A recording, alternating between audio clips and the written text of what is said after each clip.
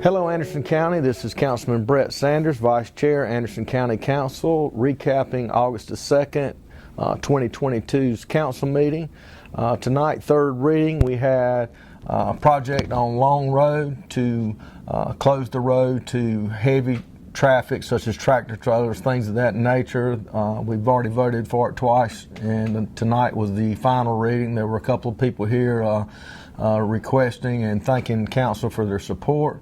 Third reading tonight also, we had those houses in Honey Path and Belton. I think there was like 7 properties total that were properties that the county had received grant money to demolish or tear down old houses, and the thing on those grant monies, the county has to hold those properties for 3 years. The 3 years is up, and we have donated that back to the town of Honey Path and the town of Belton so that they can repurpose those properties and for housing and things of that nature and get them back on the tax books.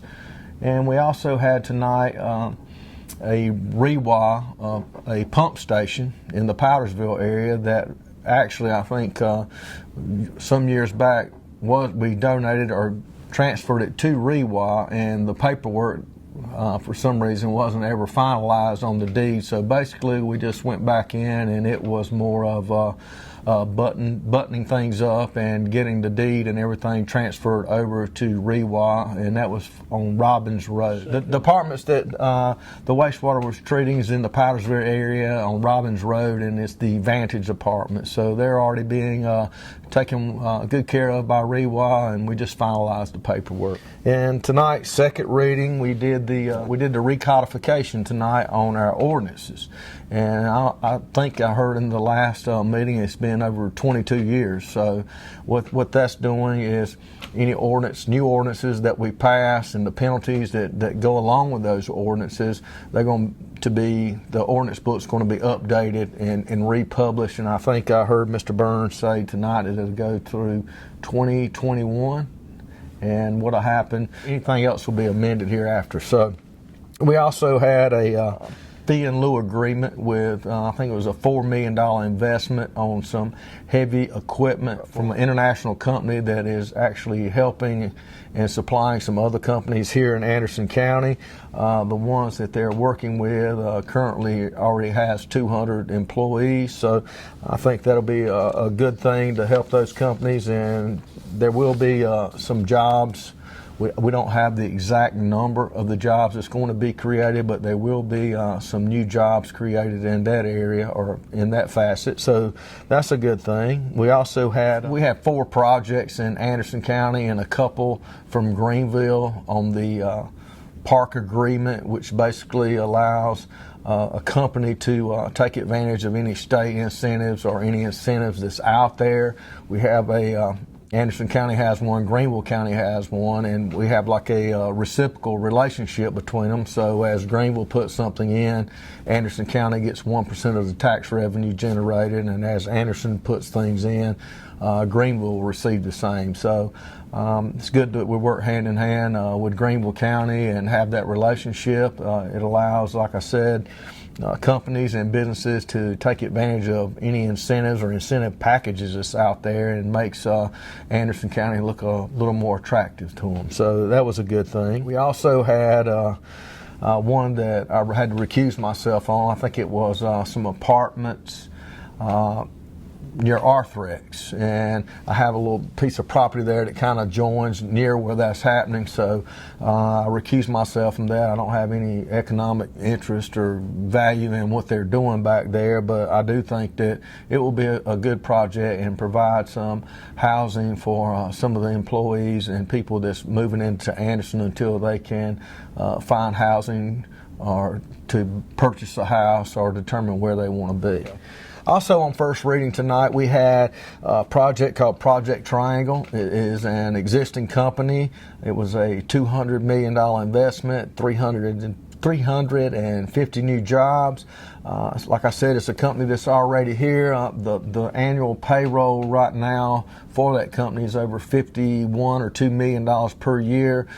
These jobs and this investment will create another annual payroll with an additional $21 million. So good things going on in Anderson County, good jobs and good benefits, good pay. So I'm excited about that. Tonight, on first reading, we had an approval for a MOU between the Anderson County Fire Protection Commission and with Anderson County, and that was to combine or us to take over the 911 service for the fire department. I think a lot of people don't realize that the 911 center, they have different calls coming in, so a person takes on a heart attack or something like that.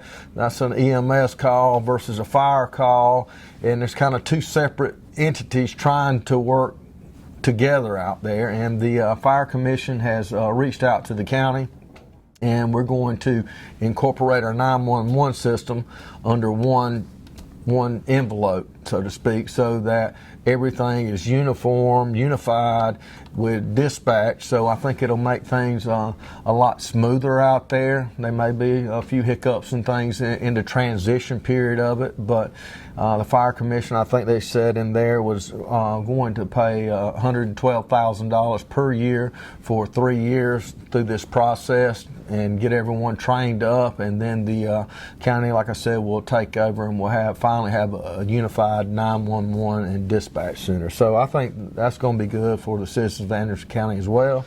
Then we had some road acceptances in the Powdersville area that the question was brought up, which it always is, and it's always asked by someone on council. Our Road and Bridges director or head of Roads and Bridges, Matt Hogan, they'll go out, they inspect the roads as they're being built and make sure they meet county standards, and there was 3 in the Powdersville area. And after that, we had remarks from council. I do know there were a lot of positive remarks. Kid Venture 2.0 out at the Civic Center is officially open now. We had a soft opening Monday for Kids Venture, and man, the kids out there, they said I had more fun than the kids out there, but it was a lot of kids out there.